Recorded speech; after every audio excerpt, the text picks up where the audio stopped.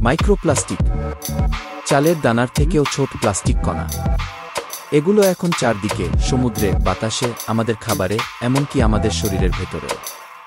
বড় প্লাস্টিক বোতল, ব্যাগ বা ন্যাপার ভেঙে গেলেও এগুলো নষ্ট হয় না।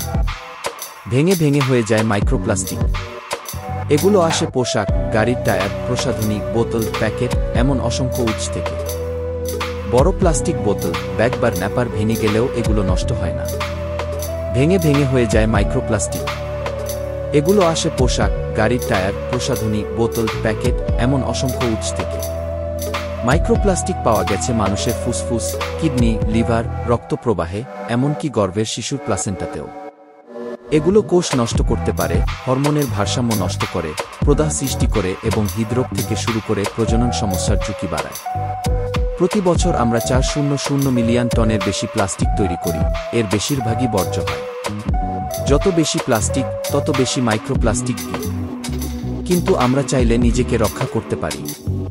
পানির জন্য ভালো ফিল্টার ব্যবহার করুন। গরম খাবার প্লাস্টিক কন্টেইনারে রাখবেন না। প্রাকৃতিক ফাইবারের পোশাক ব্যবহার করুন।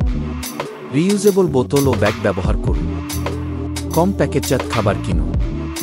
সিনথেটিক কাপড় ঠান্ডা পানিতে ধুতে চেষ্টা করুন, এতে মাইক্রোফাইবার কম বের হয়। মাইক্রোপ্লাস্টিক আমাদের ভবিষ্যতের জন্য হুমকি, কিন্তু ছোট ছোট পরিবর্তন বড় পার্থক্য তৈরি করতে পারে। নিজের স্বাস্থ্য এবং পৃথিবী দুটোকেই বাঁচান।